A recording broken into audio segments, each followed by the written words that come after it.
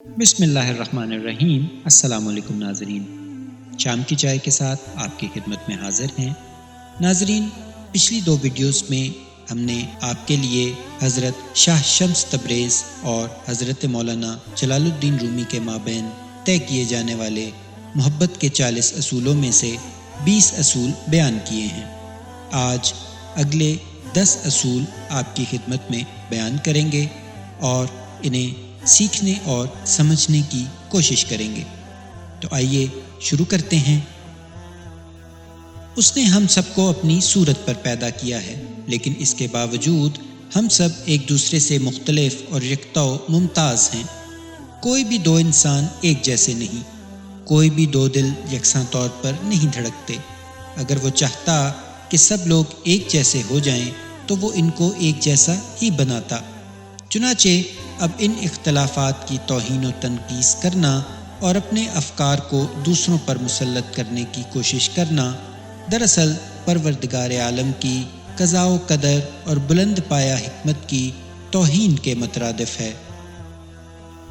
جب اس کا سچا چاہنے والا کبھی میکدے میں جا پہنچے تو وہ میکدہ اس کے لیے محراب و مصلی کی صورت اختیار کر لیتا ہے، لیکن اگر کوئی بہکا ہوا میخوار مسجد میں بھی چلا جائے تو وہ اس کے لیے میخانہ بن جاتی ہے۔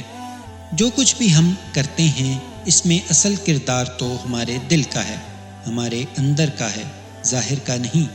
صوفی لوگوں کو ان کے حلیے اور ان کی وضاقتہ سے نہیں جانچتے۔ جب ایک صوفی کسی پر اپنی نگاہ جماتا ہے تو وہ دراصل اپنی دونوں آنکھوں کو بند کر چکا ہوتا ہے اور تیسری آنکھ سے جو اس کے قلب میں ہے اس منظر کے اندر کا جائزہ لے رہا ہوتا ہے۔ زندگی تو ایک ادھار کی مانند ناپائیدار ہے اور اصل حقیقت کا ایک دھندلا سا خاکہ اور نقل۔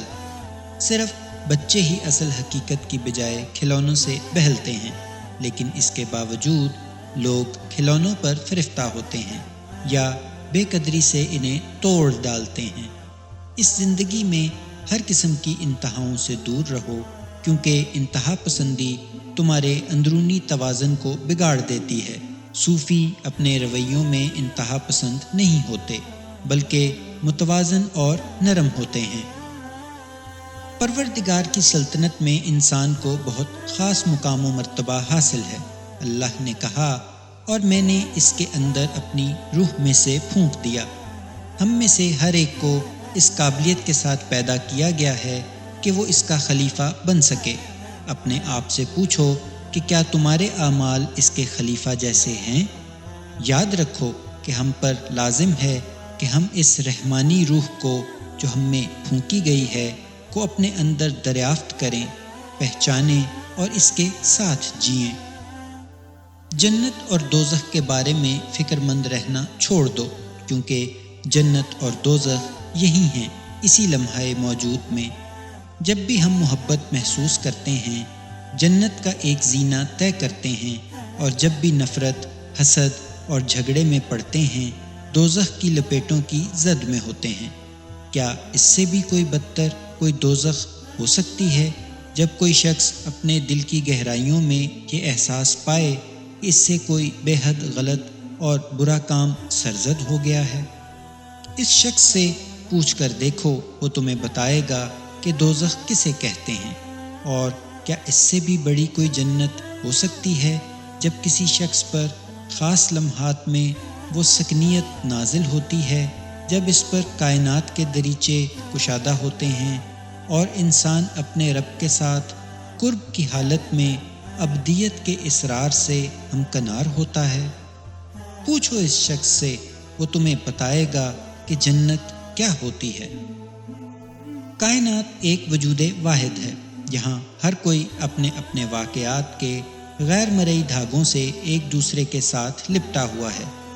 ہم سب جانے انجانے میں ایک خاموش مکالمے کا حصہ ہیں۔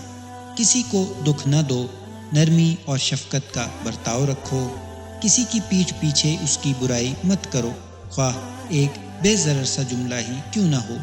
الفاظ جو ایک بار ہماری زبانوں سے نکل آتے ہیں وہ کبھی فنا نہیں ہوتے، بلکہ ایک لامحدود وسعت میں ہمیشہ کے لیے محفوظ ہو جاتے ہیں اور اپنے مقررہ وقت میں واپس ہم تک آن پہنچتے ہیں۔ بالآخر کسی بھی آدمی کی تکلیف ہم سب کو ایک اجتماعی دکھ میں مبتلا کر جائے گی، اور کسی بھی آدمی کی خوشی ہم سب کے ہونٹوں پر مسکان کا باعث بنے گی۔ یہ دنیا اس برفانی پہاڑ کی طرح ہے جہاں بلند کی گئی ہر آواز پہاڑوں سے ٹکرا کر باز گشت کی صورت میں واپس ہم تک پہنچتی ہے۔ جب بھی تم کوئی اچھی یا بری بات کرو گے تم تک واپس ضرور پلٹ کر آئے گی۔ چنانچہ اب اگر تم کسی ایسے شخص کے لیے برے کلمات منہ سے نکالو جو ہر وقت تمہارا برا سوچتا رہتا ہے تو یہ اس معاملے کو اور بھی گھمبیر بنا دے گا، اور تم منفی قوتوں کے ایک نہ ختم ہونے والے چکر میں گھومتے رہو گے۔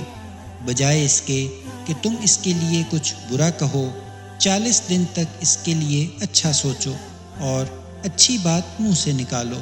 تم دیکھنا کہ 40 دن بعد ہر شے مختلف محسوس ہوگی، کیونکہ تم پہلے جیسے نہیں رہے اور اندر سے تبدیل ہو گئے۔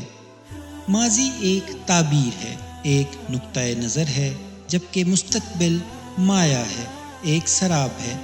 دنیا ایک خط مستقیم کی شکل میں وقت کے دھارے میں سے نہیں گزرتی جو ماضی سے مستقبل کی طرف جا رہا ہو، بلکہ وقت ہمارے اندر سے بتدریج پھیلتے ہوئے لامتناہی قوسوں کی صورت میں گزرتا ہے۔ ابدیت لامحدود وقت کو نہیں بلکہ وقت سے ماورا ہونے کا نام ہے۔ اگر تم ابدی روشن کے حامل ہونا چاہتے ہو تو ماضی اور مستقبل کو اپنے ذہن سے نکال دو اور فقط لمحہ موجود میں باقی رہو۔ یہ لمحہ موجود ہی سب کچھ تھا اور سب کچھ ہے اور ہمیشہ رہے گا۔ تقدیر کا یہ مطلب نہیں کہ تمہاری زندگی کو مکمل طور پر باندھ کر رکھ دیا گیا ہے۔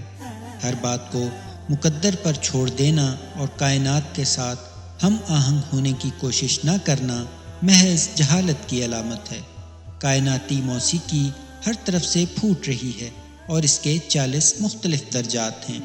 تمہارا مقدر وہ درجہ ہے جس پر تم اپنا ساز بجا رہے ہو سکتا ہے کہ تمہارا ساز تبدیل نہ کیا جا سکے، لیکن اس ساز سے جو نغمہ اور جو دھن تم نکالتے ہو اس کا انحصار صرف اور صرف تم پر ہے۔ سچا صوفی ایسا فرد ہے کہ اگر اس پر کوئی ناحق تہمت لگائی جائے اور ہر سمت سے اس پر ملامت کی بوچھاڑ ہو تب بھی وہ صبر کے ساتھ یہ سب جھیلتا ہے اور تنقید کرنے والوں کے خلاف ایک لفظ منہ سے نہیں نکالتا۔